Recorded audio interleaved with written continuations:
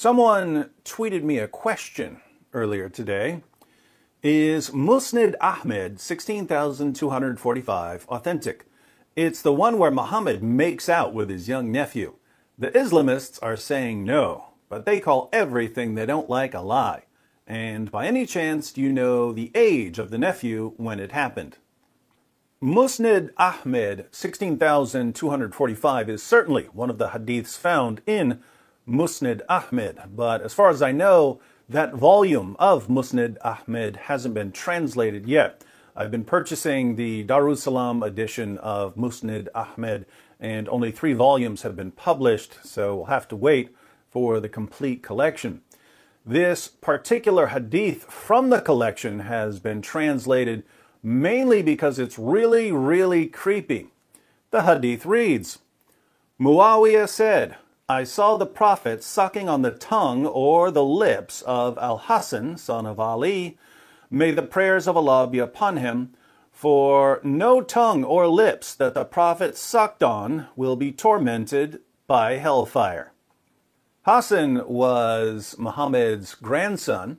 Here we have Muhammad sucking on his grandson's tongue or lips, and Muhammad had somehow guaranteed that if he sucked on someone's tongue or lips, that person would be saved from hellfire.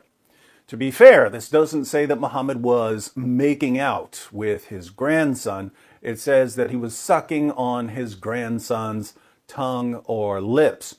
But think about how creepy this is. Hey kid, let me suck on your tongue. If I suck on your tongue, you'll go to heaven.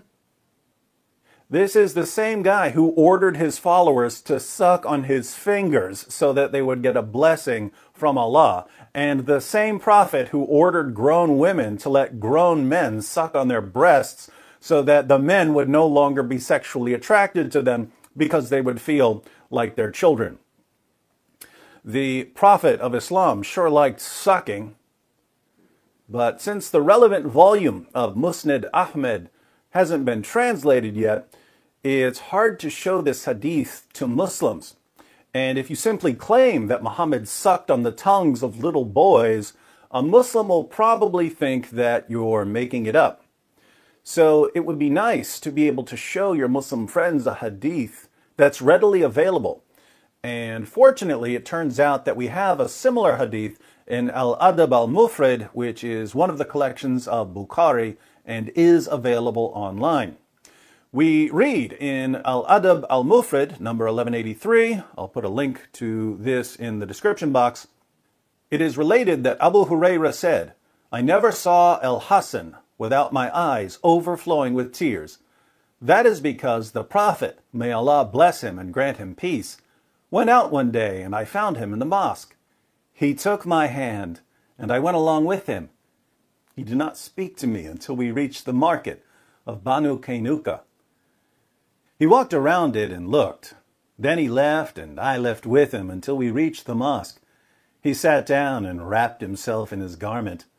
Then he said, Where is the little one? Call the little one to me. Hassan came running and jumped into his lap. Then he put his hand in his beard. Then the Prophet, may Allah bless him and grant him peace, opened his mouth and put his tongue in his mouth. Then he said, O Allah, I love him, so love him and the one who loves him. So this isn't Muhammad sucking on Hassan's tongue. This is Muhammad sticking his tongue in Hassan's mouth so Hassan could suck on it. No wonder Abu Hurairah would cry when he would think about this.